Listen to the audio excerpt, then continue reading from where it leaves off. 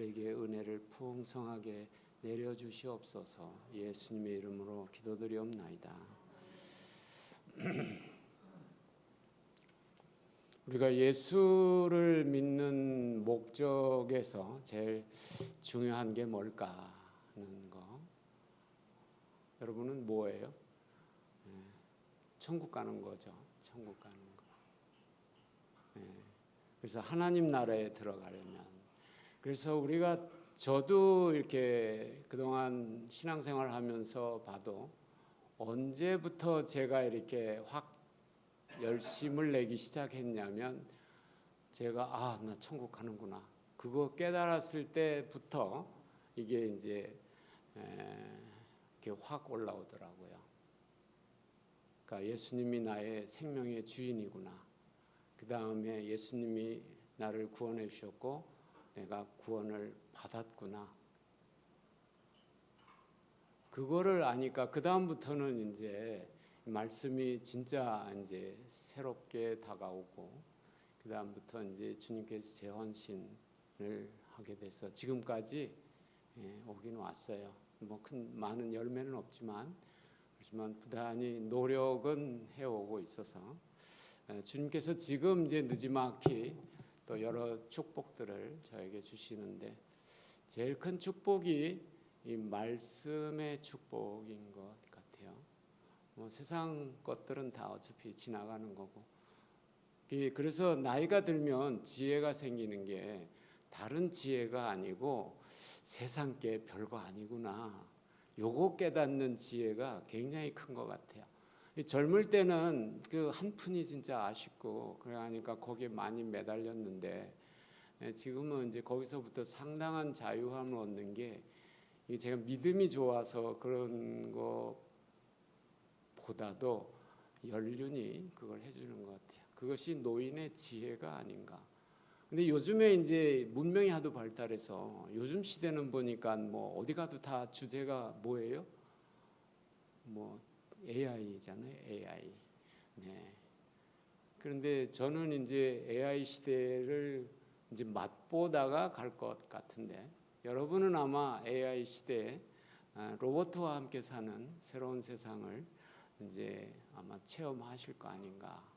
우리 어릴 때요, 제가 만화를 되게 좋아했는데, 그때 이 로봇 만화가 뭐 철인 28호 뭐 해가면서 그런 만화들이 있었는데, 그거 어머니한테 이제 공부하러 간다고 그러고 되게 만화방으로 가서 그런 시절이 있었는데, 그게 지금 이제 거의 한 60년쯤 지나니까 현실화가 되고 있더라고요. 그래서 여러분들도 뭐 지금 신앙생활 잘 하고 계시겠지만, 그래도 우리가 이렇게 쭉 가다가 보면 요즘에 뭐 핍박도 별로 없고, 뭐 사는 것도 뭐 다 그냥 큰 환란 없이 이렇게 지나가고 계시니까, 이 매너리즘에 빠져서 그래갖고 삶이 그냥 열심들이 쭉 살아서 뜨뜻미지근해져가지고, 그 라오디게아 교인 같은 그런 모습들이 우리한테 사실 많이 보이잖아요. 그렇기 때문에 이게 중간중간 한 번씩은 이게 좀 침을 놔주는 그런 게 좀 필요한 것 같아요. 그래서 정말 한 번씩은 가끔 내 정말 하나님 앞에 내일 선다면 나는 어떨까? 그 주님은 나한테 두려운 하나님으로 다가올까? 아니면 좋으신 하나님으로 다가올까? 그래도 지금 우리는 굉장히 하나님만 생각하면 기쁘지 않으세요? 저는 하나님만 생각하면 웃음이 좀 나오는데, 정말 좋으시고 정말 위대하시고 지금까지 나를 이렇게 도와주신, 내가 산을 향하여 눈을 들 때마다 주님이 응답하시는 그 분하고 지금까지 같이 있다는 게, 그게 진짜 좋죠. 그래서 즐거웠죠. 사랑하는 사람하고 있으면 그냥 별거 안 해도 그냥 즐거우시지 않으세요? 별로 체험들이 없으신 거면 앞으로 좀 사랑하는 사람을 좀 만들어 보세요. 네, 오늘 이 말씀은 물과 성령으로 거듭나지 아니하면 하나님 나라에 들어갈 수가 없다. 그래서 제가 성경 말씀을 이렇게 쭉 보면은 하나님 나라, 천국에 들어간다는 말 앞에는 이렇게 행위 같은 얘기가 많이 들어 있어요. 그래서 우리는 단순히 믿으면 된다. 행함으로 되는 게 아니니까 믿음으로 되니까 예수 믿으면 된다. 그러다가 보니까 우리가 행함을 강조하지 않게 되고 믿고 나서 삶이 변하지 않는 사람이 너무 많죠. 그런데 말씀을 다시 보면 결국은 이 거룩함, 행함 여기에서 이제 문제가 들어가냐 나가냐가 걸리긴 하는구나. 그러면 이것이 무엇인가 하는 거죠. 이것이 그렇다고 뭐 율법을 지켜야 구원받는다는 그 얘기는 아니에요. 어차피 우리는 그거 못해요. 그리고 하나님의 은혜로 믿음으로 말미암아 구원을 받았고 이 구원이 하나님의 선물이기 때문에 그렇지만 그 구원의 목적이 뭐예요? 우리의 선함을 위해서 하나님의 선한 뜻을 위하여 우리를 그렇게 하셨다 그러죠. 그런 거니까 결국은 나중에 삶은 행위로 오더라고요. 그렇다고 행위를 잘해야 돼. 너무 강박관념을 가지시면 이게 또 문제가 되고요. 그럼 늘 죄책감 속에서 살아야 돼요. 그러니까 그거는요 그냥 되는 거예요. 이렇게 내가 행함을 내가 오늘 이거 해야지 보다도 그냥 그렇게 할 수밖에 없고 그렇게 안 하면 너무 불편해서 내가 힘들어. 그러니까 자꾸 하게 되더라고요. 하게 돼. 그러면서 점점 나의 삶이 좀 옛날보다는 변한 것을 느끼게 돼요. 이 태도가. 보는 것도 그렇고. 우리는 실제로 세상 보는 거에 많이 영향을 받잖아요. 요즘은 보는 세상이잖아요. 모든 게 다 보는 거, 보여주면 거기에 다 혹하잖아요. 그죠? 그러니까 얼마나 모든 무대 이런 거 얼마나 많이 신경 써요. 그렇지만 이제 우리는 어떻게 해요? 보통의 눈 갖고 살면 안 되고 믿음의 눈으로 이제 살아가는 사람의 행함을 하는 거죠. 그런 사람이 결국은 이제 천국에 들어갈 수 있다. 그 얘기인데 오늘 그 니고데모는 여러분들이 많이 얘기를 들으셨겠어요. 그런데 이제 니고데모가 밤에 찾아왔죠. 다 아시듯이. 그런데 그날 오전에는 무슨 일이 있었냐면 요한복음 2장에 가면 첫 번에 가나에서 혼인잔치가 있고 그 후에 이제 예루살렘으로 가세요. 그것이 예수님의 첫 번째 예루살렘 방문. 사역 시작하자 바로 가신 게 이제 그 첫 번째인데 첫 번에 거기를 가서 그 교회가 어떻게 변해 있었어요? 장사하는 집으로 바뀌었잖아요. 교회가 바뀌어 버렸어요. 장사하는 집으로. 네, 아예 요즘에도 교회 오시는 목적이 장사하는 마음으로 오시는 분들도 있더라고요. 실제로 제가 그런 분 얘기를 들었어요. 자기가 여기 교회를 이제 군대에서 졸업 나가면 교회를 나가겠대요. 그래서 웬일이냐고 그랬더니 거기에 가서 많은 사람을 알면 그 많은 사람이 내 환자가 된다는 거죠. 그래서 그러시면 안 돼요. 그러고선 나왔는데 그런 사람도 있더라고요. 그래서 여기서 니고데모가 얘기하죠. 랍비여 당신은 하나님께로서 오신 선생인 줄 아나이다. 그렇게 얘기를 해요. 그래서 그날 오전에 무슨 일이 있었냐면 여기 성경에 그 앞에 2장 23절에 보면 이제 성전을 하신 다음에 그 6월절에 예수께서 예루살렘에 계시니 많은 사람이 그의 행하시는 표적을 보고 그의 이름을 믿었으나 그의 이름이 뭐예요?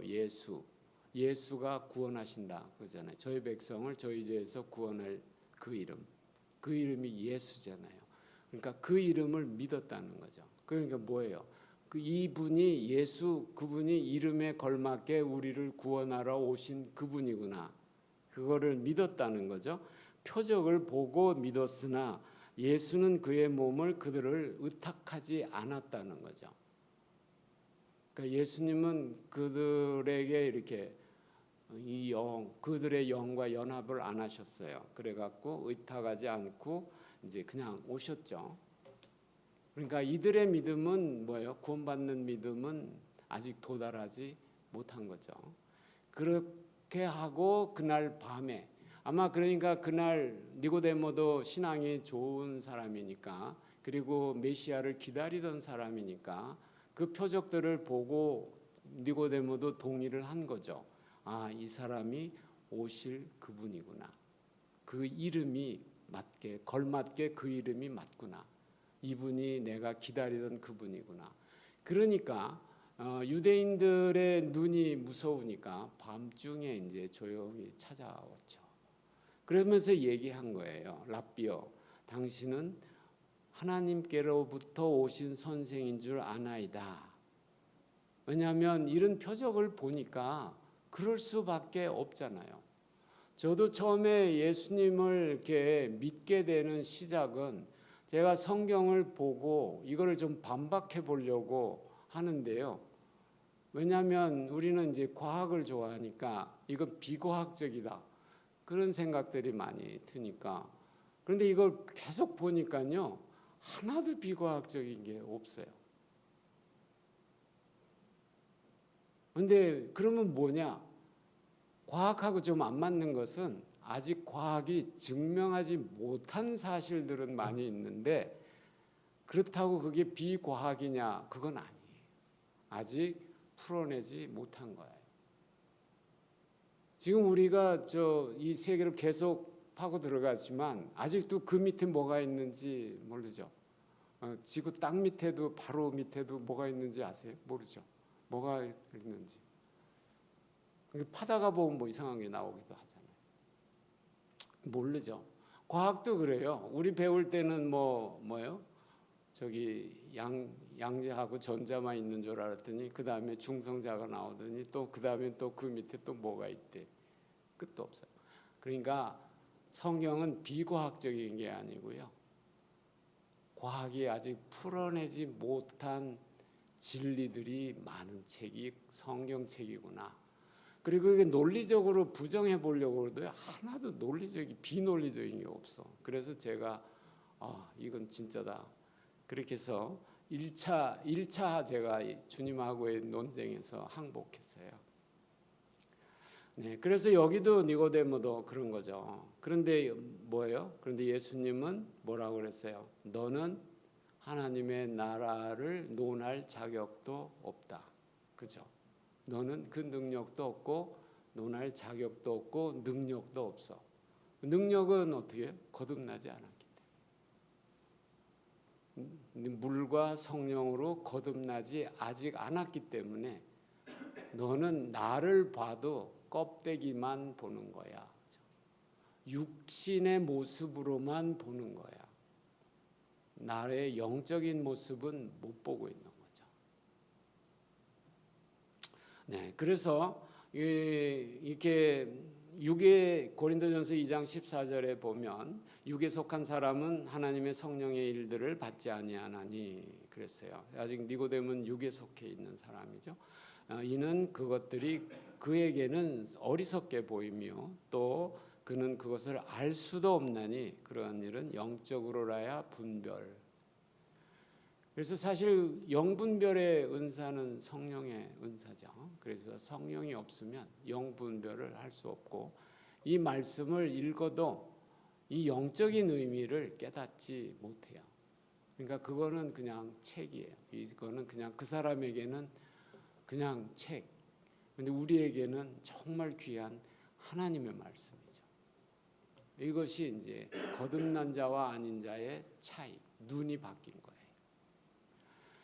그래서 니고데모에게 하신 말씀이 물과 성령으로 거듭나지 아니하면 천국에 들어갈 수 없다.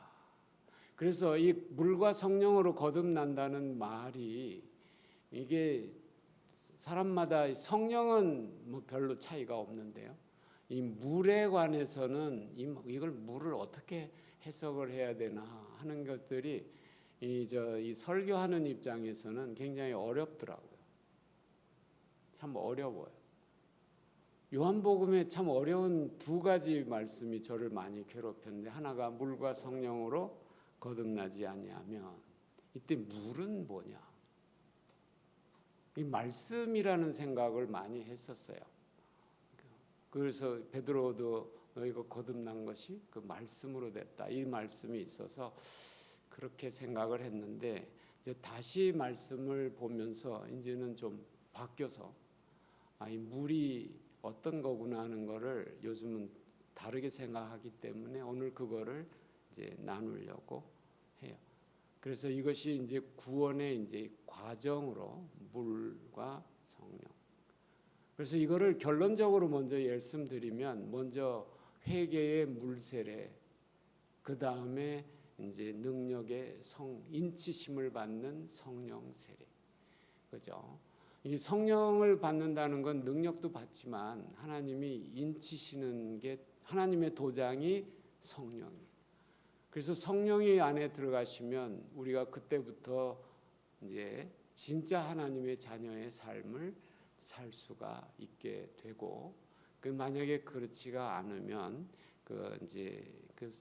진짜 그리스도인의 삶을 사는데 대개는 이제 실패하는 게 그냥 이랬다 저랬다 그러고 사는 거죠. 그래서 우리는 이제 단순히 이제 예수님을 이렇게 믿으라고 그럴 때 그 요한복음 3장 16절을 가장 많이 외우는 말씀이죠. 하나님이 세상을 이처럼 사랑하사 독생자를 주셨으니 이는 그를 믿는 자마다 멸망하지 않고 영생을 얻게 하려 하십니다. 이 영생을 얻으면 천국 가는 거 아닌가? 그런 생각을 많이 하게 돼요. 근데 물론 영생을 얻어야 천국 가는 거는 맞죠. 그런데 요 믿는 거 안에 무엇이 포함이 되어 있느냐는 거죠. 예수님을 믿으라. 그러면 뭘 믿으라는 건지.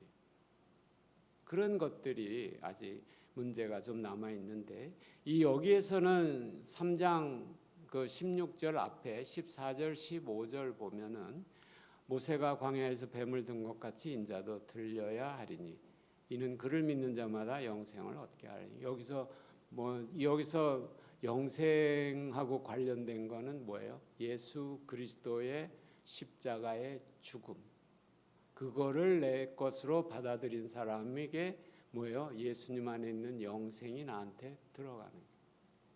그래서 예수님 믿는 자는 영생을 얻어요.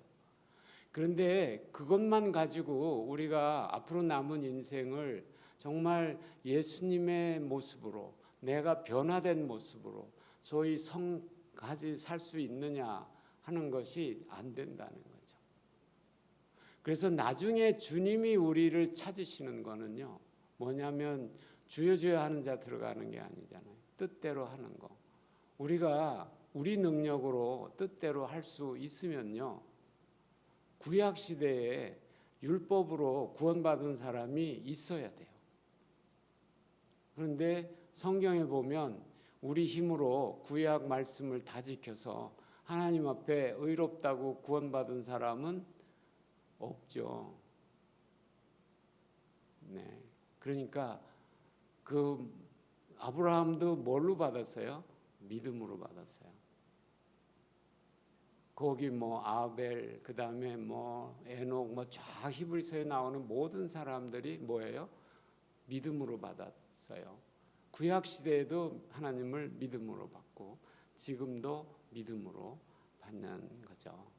그런데 이제 구약 시대하고 지금하고 좀 다른 게 이제 성령님이 내주하셔야 돼. 그래서 이 두 말씀, 물과 성령으로는 첫 번째는 이 회개의 세례고 두 번째는 성령 세례. 그래서 하나님 나라까지 들어가려면 이 회개함으로 예수님을 믿고 영생을 얻고 성령의 인치심을 받은 그 사람 곳까지가 이제 우리가 구원을 받는 거구나. 그 생각을 이제 하게 됩니다. 여기에서 베드로의 오늘 말씀에도 보면은요. 그 36절에 그런즉 이스라엘 온 집은 확실히 알지니 너희가 십자가에 못 박은 이 예수를 하나님이 주와 그리스도가 되게 하셨다. 이렇게 얘기를 하면서 이제 베드로가 그들이 마음에 찔려서 우리가 어찌하면 되냐? 어떻게 하면 되냐? 이 죄에서 예수님을 못 박은 그 죄에서 우리가 어떻게 벗어나서 구원을 받을 수 있느냐 하는 거죠. 그러니까 베드로가 이르되 너희가 회개하여 각각 예수 그리스도의 이름으로 세례를 받고 죄 사함을 받으라. 이렇게 돼 있죠. 여기가까지가 물 세례잖아요. 물과 해서 물 세례. 그러니까 물 세례 안에는 뭐가 회개하고 그 다음에 그리스도 예수의 이름으로 예수 그리스도의 이름으로 세례를 받고 그러면 뭐가 돼요? 죄 사함을 받는다. 1차적으로 우리가 하나님 앞에 나가려면 뭐요? 죄 사함은 받아야 되잖아요. 그렇지만 그걸로 끝난 것이 아니라 그 다음에 하나님께서 뭐예요? 성령을 선물로 주신다. 그런데 이게 그냥 받는 줄 알았어요. 그냥 예수 믿고 이렇게 고백하고 이렇게 예수 이름으로 세례를 받으면 예수님이 보면 막 성령이 그냥 내려오신 것 같잖아요. 그래서 그냥 성령은 자동으로 받는 거다. 그런 생각을 했었어요. 그런데 오늘 말씀을 이제 이렇게 해서 풀어드리겠지만 그게 아니더라고요. 선물이지만 내가 원해야 돼요. 내가 구해야 돼요. 네, 그래서 여기서 일단 우리 한번 좀 생각할 필요가 있는데요. 우리는 보통 예수님은 뭐라고 표현하냐면 예수님이 나를 위해 돌아가셨다. 예수님은 당신을 위해 돌아가셨습니다. 이렇게 많이 얘기를 해요. 나를 위해서 죽으셨구나. 나를 위해서 죽으셨구나. 그런데 그렇게 얘기하는 거하고 여기 보면은 나의 죄 때문에 나 대신 돌아가셨구나. 나의 죄 때문에 나 대신 돌아가셨구나. 나의 죄가 들어가는 거하고 나를 위해 돌아가셨구나 하고 나의 죄를 대신 지고 돌아가신 덕분에 내가 살은 거잖아요. 그래서 나의 죄 때문에 나 대신 죽으셨다. 그러면 조금 더 나가면 뭐예요? 내가 예수를 죽인 자다. 이렇게 되죠. 내가 예수를 죽였구나. 여기 사도행전 2장 36절에도 그렇게 얘기하고 있잖아요. 이 6월절에 유대인들이 많이 전 세계에서 많이 모여갖고 6월절에 다 모여있는 그 앞에서 뭐라고 얘기해요? 너희가 십자가에 못 박은 이 예수라고 그러잖아요. 이 사람들이 진짜 못 박았어요?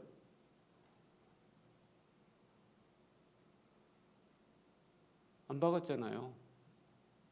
이때는 이 사람들 여기 있을 수도 있고 없을 수도 있어요. 왜냐하면 예수님은 언제 돌아가셨어요? 6월절. 그 다음에 2달 후에 오순절에 이 사람 온 사람들이잖아요. 그러니까 뭐 디아스포라 돼서 그 사람들이 갔다가 명절 되면 오긴 오니까 6월절에 본 사람도 있었겠지만 안 본 사람도 있겠죠. 이게 지금 엊그저께 예수님이 돌아가신 게 아니고 예수님은 6월절에 돌아가시고 여기는 50일 지나서 약 2달 후에 이 사람 오잖아요. 그러면 너희가 죽였다 그러면 어떻게 해요? 그 사람들 예수님 죽였어요? 안 죽였잖아요. 누가 죽였어요? 6월절에 빌라도가 이렇게 판정을 해서 로마 병정들이 못 박아 죽였잖아요. 그런데 여기 보면 뭐라 그래요? 그 유대인들에게 너희가 십자가에 못 박은 이 예수를 하나님이 다시 살리셔서 주와 너희의 주와 그리스도가 되게 하셨다. 이 얘기를 하고 있잖아요. 그럼 뭐예요? 네가 죽였다는 거예요. 네가 죽였어. 제가 여러분한테 이렇게 해서 한 사람을 딱 집어서 집사님이 죽이셨어요. 그러면 열받으시지 않을까요? 근데 그 마음까지 가면요, 정말 마음이 찔릴 수밖에 없어요. 그렇게 되면 뭐가 돼요? 나는 아무것도 안 한 일 없는데 뭐예요? 누구 죽인 사람 되잖아요. 나보고 너 예수 죽였지. 그럼 내가 예수를 죽인 살인자잖아.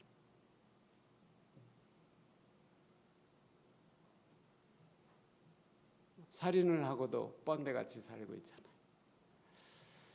네, 그러니까 이 사람들이 이때 하나님 성령이 임하니까, 이때 성령이 충만해서 하나님께서 강력히 여기 성령이 역사하시니까 이 사람들이 그걸 그냥 다 받아들인 거죠.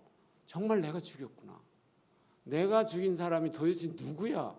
보니까 나의 주님이요 나의 그리스도고, 하나님께서 그렇게 예언하셨던 그 다윗의 후손의 그 구세주를 내가 죽였구나. 이 무식할 내, 이렇게 되는 거죠. 그러니까 여기 뭐라 그래요? 어찌할꼬. 마음에 찔려. 요게 참 중요해요. 마음에 찔리는 건 누구예요? 성령님이에요. 하나님 아버지세요. 왜요? 회개하라고.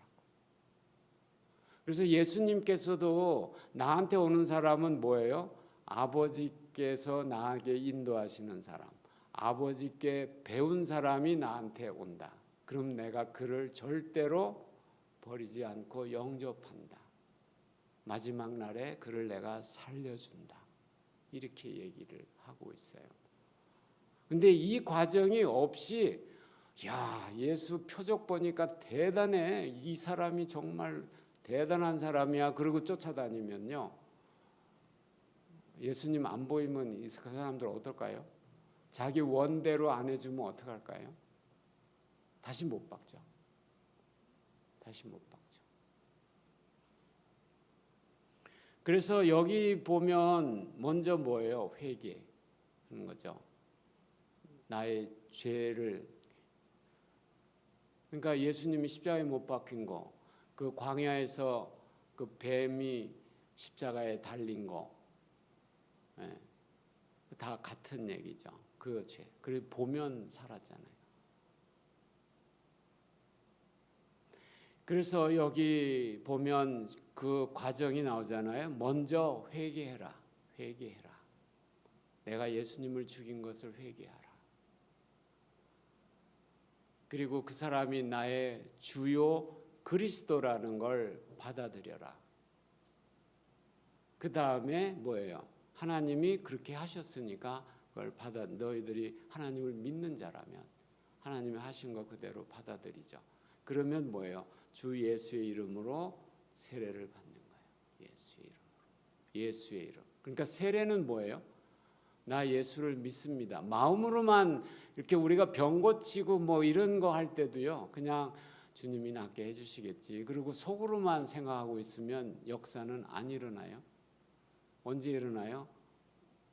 고백, 마음으로 고백. 전 마음으로 믿고 입으로 시인해요. 낫게 해주셨습니다. 이 선언이 필요해요. 믿음의 선언. 그리고 여기는 또 뭐까지 해야 돼요? 내 행위로. 그 다음에 뭐예요? 보여줘야 돼요. 보여주는 게 뭐예요? 세례받는 거예요. 내가 예수를 마음으로 믿어 의에 이르고 죄사함, 그리고 뭐예요? 그 입으로 시인하여 구원에 이르느니라. 그러면 그 죄사함이 완성되는 거죠. 그리고 그 다음에 어떤 행위가 나요? 예수님이 나의 구세주임을 증명하는 시간이 필요하죠. 그게 뭐예요? 만인 앞에서 세례받잖아요.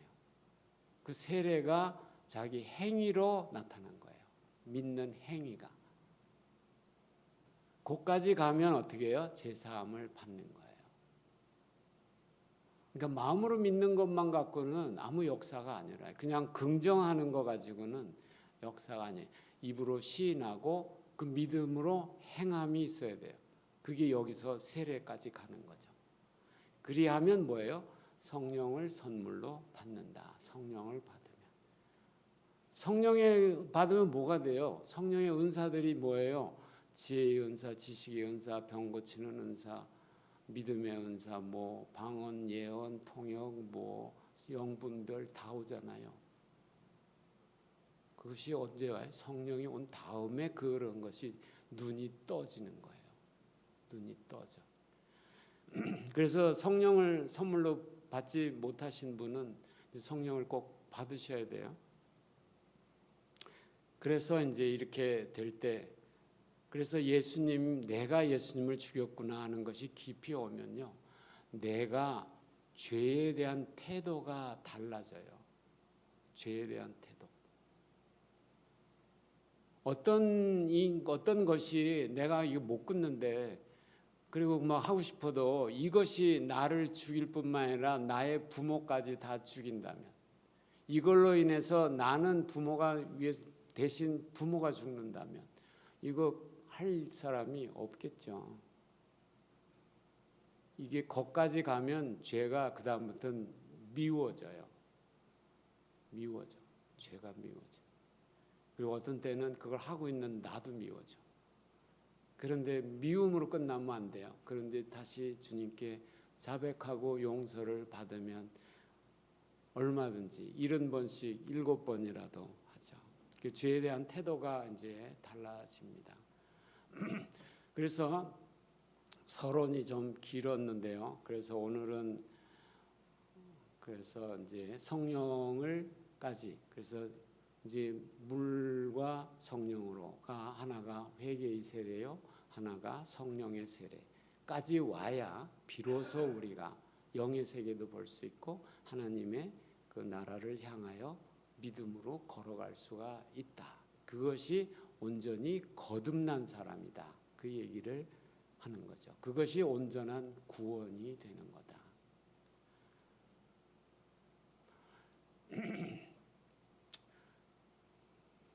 그래서 그 과정이 어디 있나 봤더니요, 세례 요한의 메시지 속에 이 과정이 딱 있더라고요.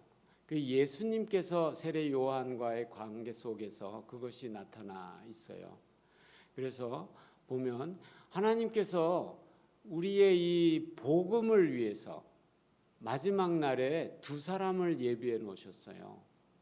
그래서 세례 요한의 그 탄생 뭐 출생이 특이하잖아요.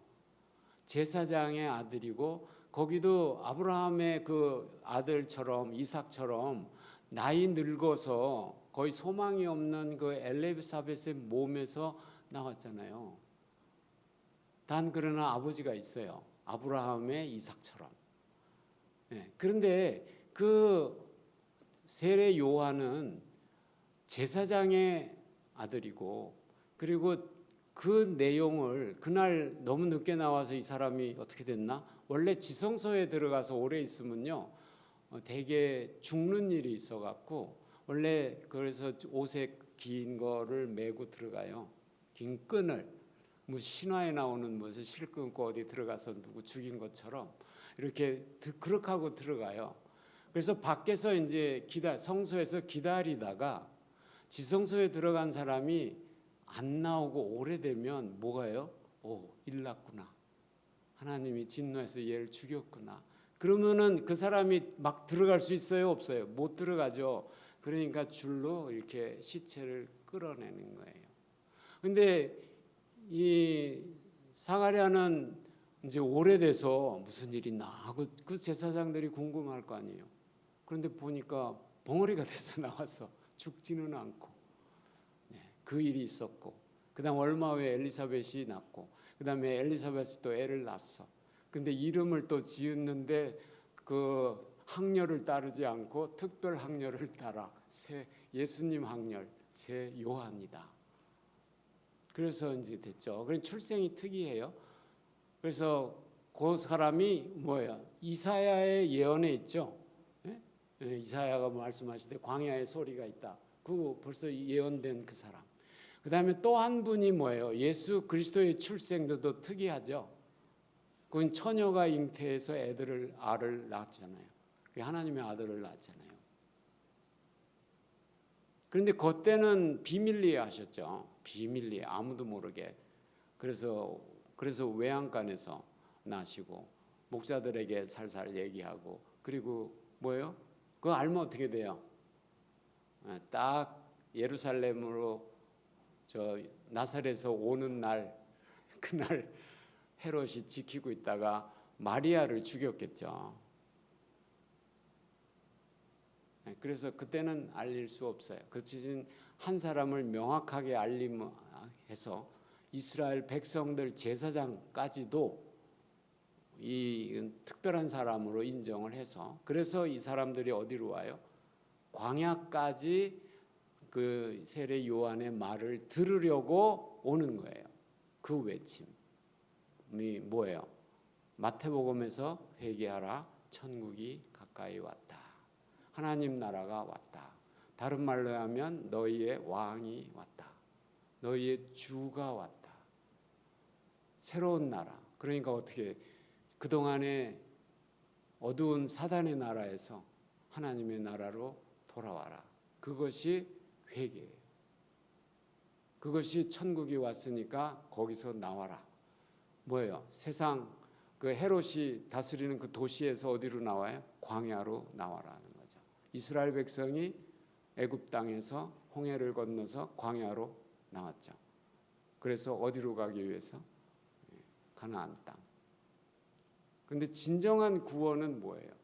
그들이 믿음으로 믿고 그 약 먹고, 야 이거 먹어야지 우리 안 죽는데, 먹고 치라고, 그래서 구원을 받아서 나왔어요. 그러나 그들이 천국에 들어간 사람은 여호수아 갈렙 두 사람이죠. 나온 사람 중에는. 그리고 거기서 태어난 사람은 갔어요. 거기서 태어난 사람은 뭐예요? 영적으로 보면 거듭난 사람들이. 그 사람들은 들어갔어요. 그러니까 요게 광야의 고 타임이 하나 있는 거예요. 가나안까지 들어가려면, 천국에 들어가려면. 애굽에서는 구원받았어도 가나안에 들어가는 게 우리의 목표죠. 그래서 가나안에 들어가려면 회개하고, 마태복음에서는 뭐예요? 너의 국적을 바꿔라. 그게 다른 말로 얘기하면 왕을 바꿔라는 거죠. 사단의 왕국에서 예수님의 왕국으로 바꿔라. 그분이 오셨다. 근데 그분이 내 뒤에 있다. 나는 그 신들매도 풀기 감당 못한다. 그분은 앞으로 뭐 하실 분이냐? 그냥 이 자기 마당을 정리하실 분이다. 알곡은 곳간에, 가라지는. 그러니까 너희들이 왕을 바꾸지 않으면 뭐예요? 너희들은 지옥불에 들어간다. 그러니까 회개하라, 그거죠. 그러니까 마태복음에서 이 외치는 회개는 왕을 바꾸라는 거예요. 왕을 바꿔라. 그동안 우리가, 나도 그렇게 죄를 많이 안 지은 줄 알았어요.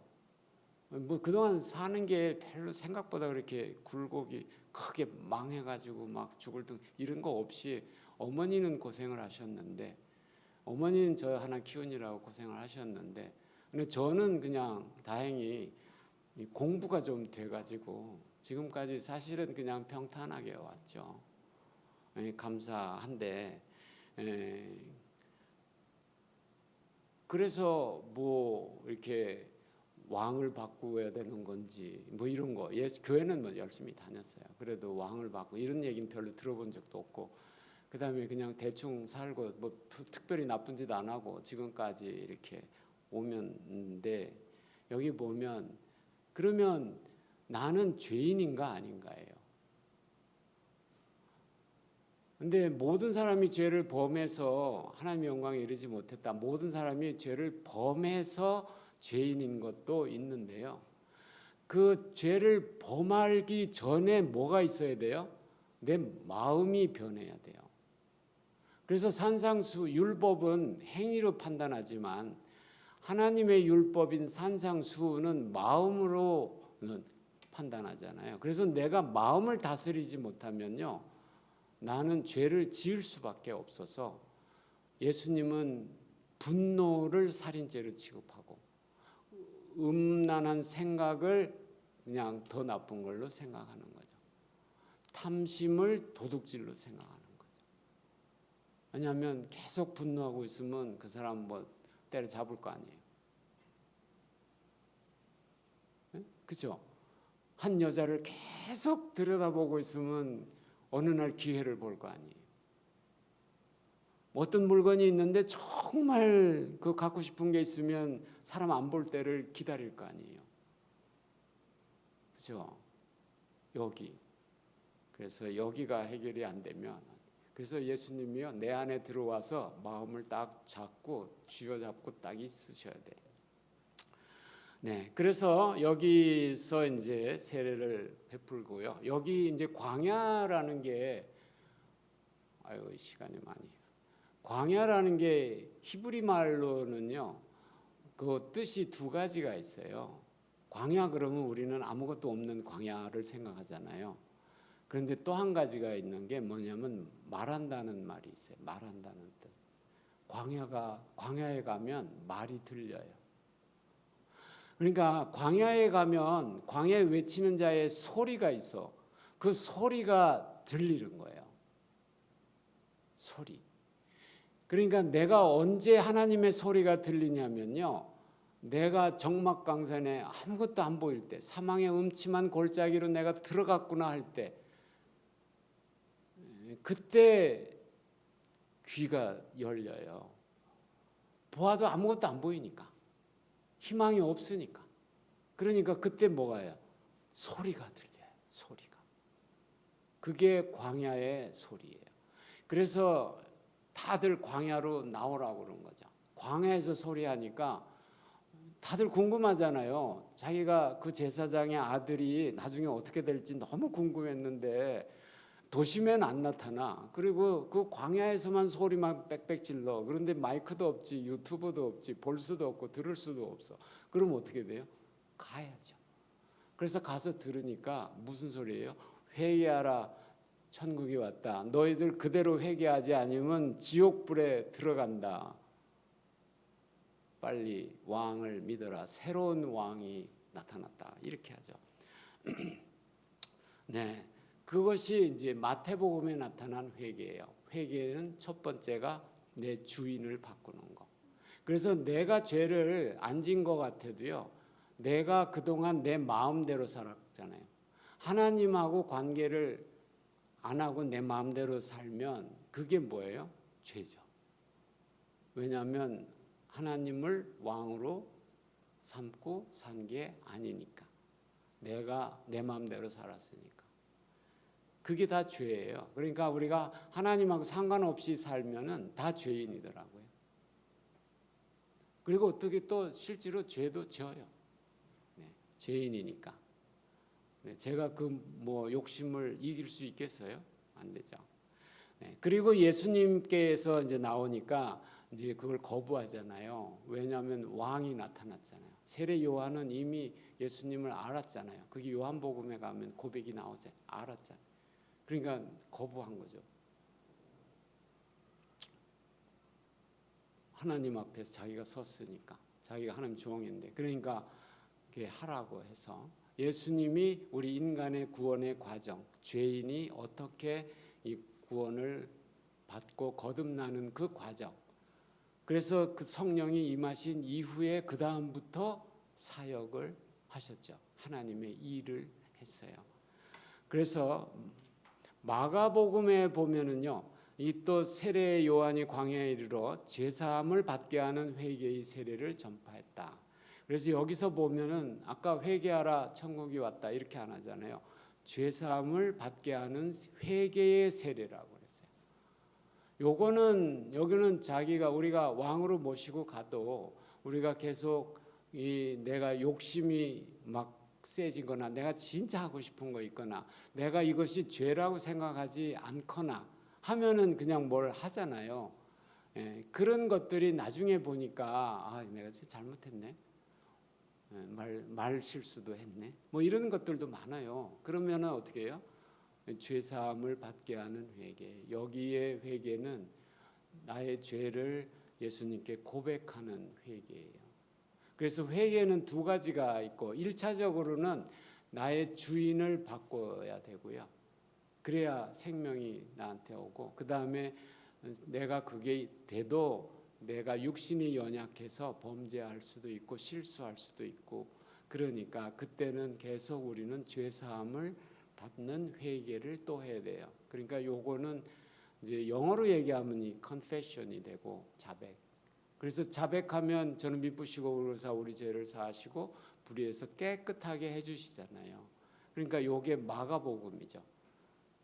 그러니까 그 앞에는 일단 왕이 돼야지 그 다음에 이 일이 일어나요.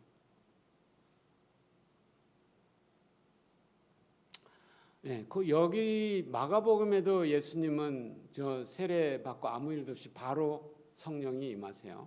근데 누가복음에 가면은 좀 달라요. 그래서 여기도 누가복음은 또 3장에 가면 요한이 요단강 북은 각처에 와서 죄 사함을 받게 하는 회개의 세례를 전해요. 여기도 회개의 세례예요. 그런데 여기서는 이제 뭐가 다르냐면, 그러니까 지난번에 내가 그 얘기했잖아요. 그 복음서의 그 핵심, 예수님의 모습이 마태복음은 왕, 마가복음은 소에 섬기시는 예수님. 그러니까 우리의 대제사장으로 우리를 섬기죠. 계속 우리가 뭐 하면은 계속 하나님 앞에 가서 얘기하고 우리를 깨끗게 해주려고 섬기는 게 제사장이잖아요. 그 다음에 이제 누가는 사람이신 예수, 그리고 요한은 하나님이신 예수. 이렇게 이제 주제가 되죠. 그래서 누가복음에는 더 회개의 모습이 구체적으로 나와요. 그러니까 앞에는 그게 다르니까. 그러니까 누가복음은 우리 인간의 차원에서 더 잘 얘기해 놓고 있어요. 그래서 여기 회개하라고 하면서 회개에 합당한 열매, 이건 누가복음 3장에 있습니다. 한번 가서 좀 참고를 해보세요. 여기 보면 회개에 합당한 열매를 맺고 속으로 아브라함이 우리 조상이라 말하지 말아라. 그러니까 회개에 합당한 열매를 맺어야 돼요. 우리가 예수님을 믿는다고 회개했으면 회개에 합당한 열매를 맺어야 돼요. 속으로 난 구원받았어, 그냥 이 정도는 안 해도 돼, 이렇게 넘어가지를 마시고, 그거는 그래서 합당한 열매를 맺는데, 그래서 무리가 물어요. 우리가 무엇을 하리까 하니까 옷 두 벌 있는 자는 옷 없는 자에게 나눠주고 먹을 것이 있는 자도 그렇게 할 것이니라. 세리들에게는 뭐라고 하냐면 부과된 것 외에 이상 거두지 말아라. 그러니까 여기에서도 세리 중에 우리 대표 기억나는 사람 누구 있죠? 삭개오.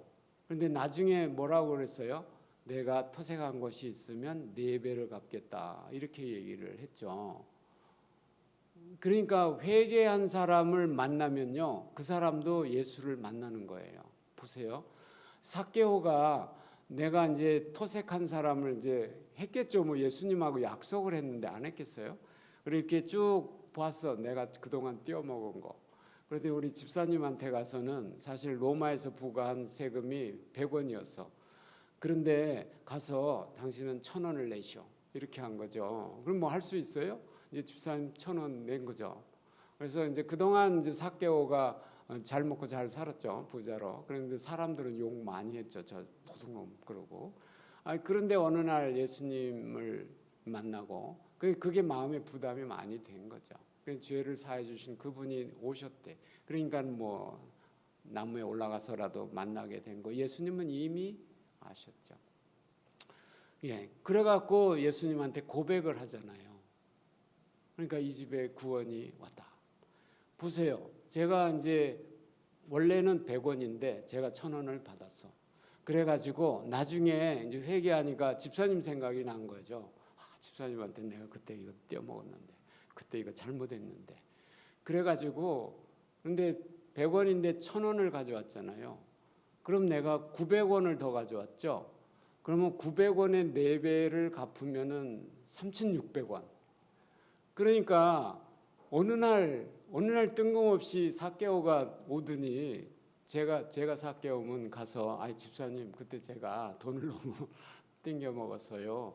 그때 먹은 거에 4배로 드릴게요. 그러고서 3,600원을 돌려드리는 거죠. 그러면은 그거를 보는 어떻게 된 거야? 나 예수 만났어. 그러고서 이렇게 주면은 감동 안 하시겠어요? 그 예수 나도 믿을래 이러겠죠. 어떻게 네가 바뀌었냐? 난 너 죽어도 안 바뀔 줄 알았는데 어떻게 네가 바뀌냐? 그렇게 안 되겠어요? 그게 회개의 열매죠. 열매. 그래서 삭개오는 확실히 세계한 게 맞아요. 그 다음에 여기에서 예수님이 성령을 어떻게 받으시느냐 하는 게 나와요. 예수님도 어떻게 해요? 사람이니까 와서 죄가 없으니까 자백할 거는 없고 세례를 받고 물 위에 올라오실 때 다른 데는 바로 성령이 왔다 이렇게 되어 있는데 누가복음에는요 아주 중요한 말씀이 삽입되어 있어요. 누가복음 3장 21절에 가면 백성이 다 세례를 받을세 예수도 세례를 받으시고 기도하실 때에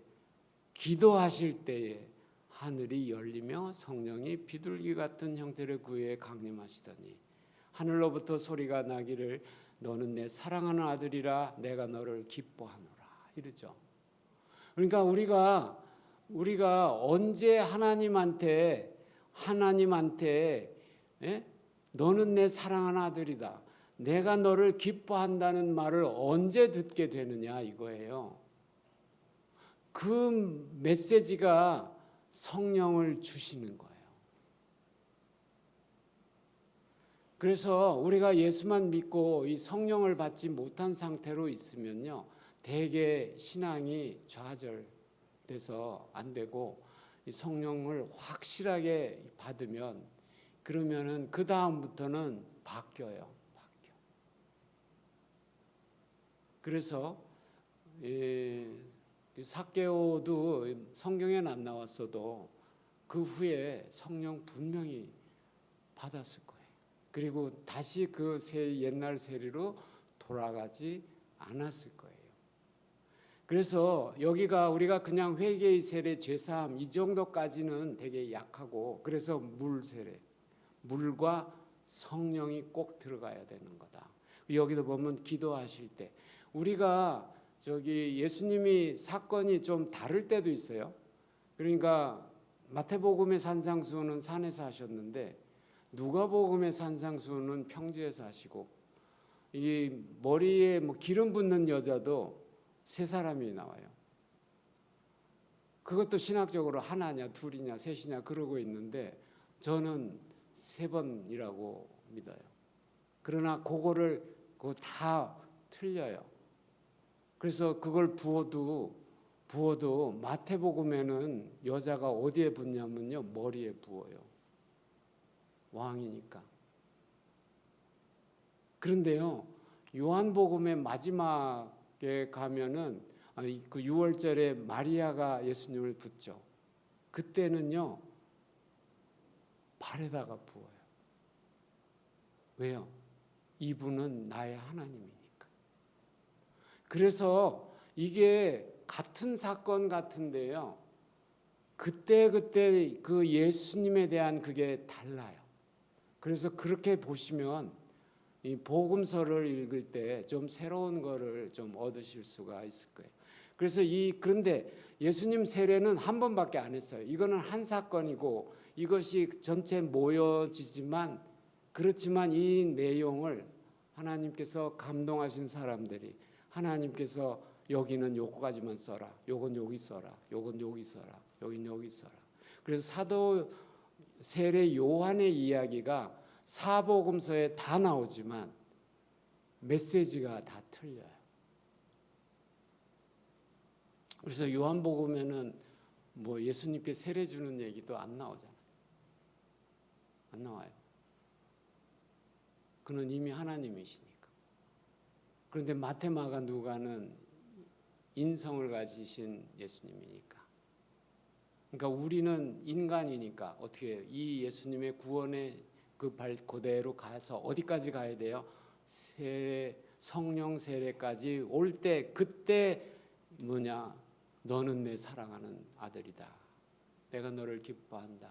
이때 비로소 진짜 나한테 구원의 확신이 오게 돼요. 요까지 여러분이 가셔야 돼요. 그런데 성령 받는 거가 굉장히 저는 진짜 성령 받는 거 어떻게 하는지 잘 몰라가지고, 그래서 뭐 기도하면 된다고 그래서 기도 막 해도 성령 뭐 오는 것 같지도 않더라고요. 그래서 포기하고 살았어요.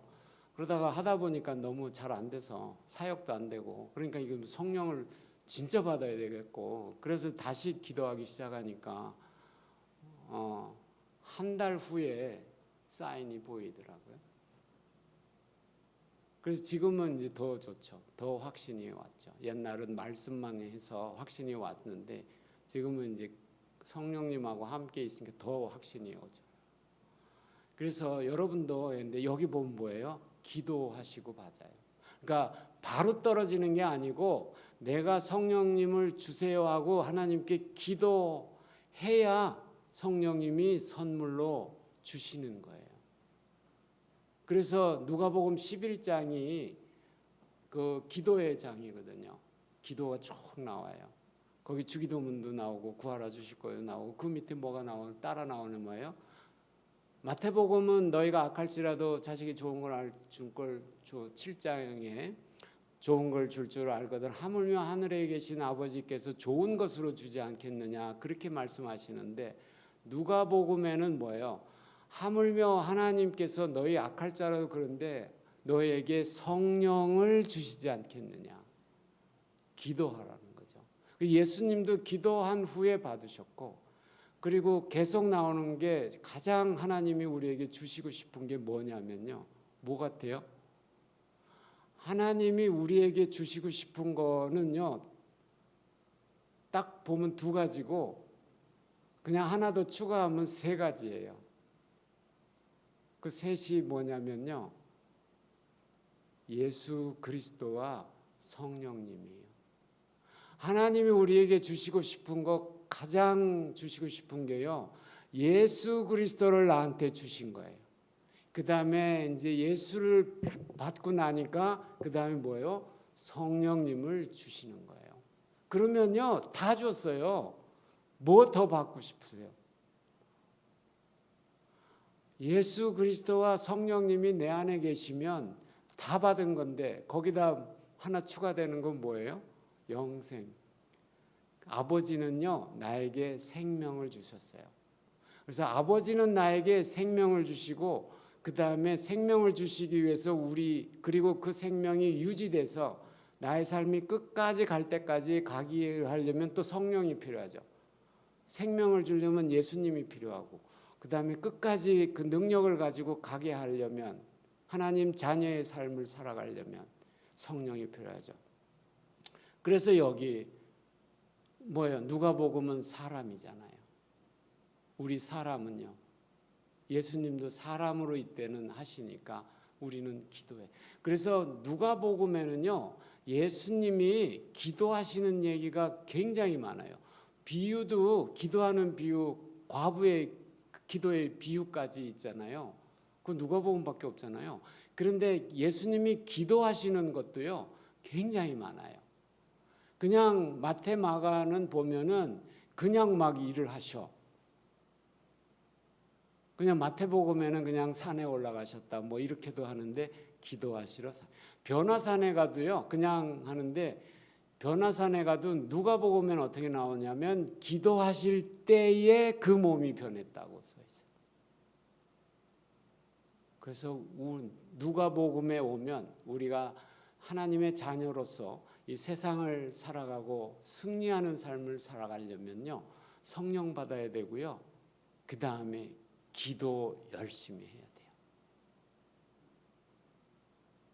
그러면 요한복음에 뭐가요? 하나님의 자녀로 살아. 거기까지 가면.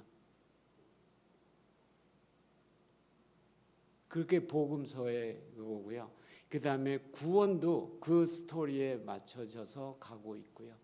그래서 여기도 물과 성령이 회개의 세례와 예수님도 성령 세례. 그런데 성령은 기도를 할 때 받게 돼요. 그래서 이제 요까지 여러분들이 가시면 여러분들이 이제 충분히 신앙생활을 지켜낼 에너지 그거를 갖는 거죠. 그러니까 하나님께서 나에게 정말 주고 싶은 거는 하나님 아버지는 나에게 생명을 영생을 주고 싶죠. 언제 잃어버렸죠? 아담 때 잃어버렸죠. 그 생명을 다시 주시려고 하는 거고 그 생명을 내가 받고 유지하기 위해서 주시는 게 예수 그리스도와 성령이에요. 그러면요, 우리는 끝이에요. 절대 지상에서 100년과 천국에서의 영혼을 바꾸지 마세요. 그거 같이 손해보는 장사가 없어. 아무리 봐도. 그렇죠? 네. 그래서 오늘 제가 그동안 숙제로 가졌던 물과 성령으로 거듭나지 아니하면 내가 하나님 나라에 들어갈 수 없다는 말씀을 새로 많이 깨닫게 돼서 여러분하고 이렇게 그리고 요즘 복음서에 대한 이런 거와 연관이 되니까 이제 구원의 여정이 눈에 보여요. 이렇게 보여. 그래서 지금 여러분하고 나누고 있습니다. 기도하겠습니다. 하나님 아버지, 오늘 감사합니다. 우리에게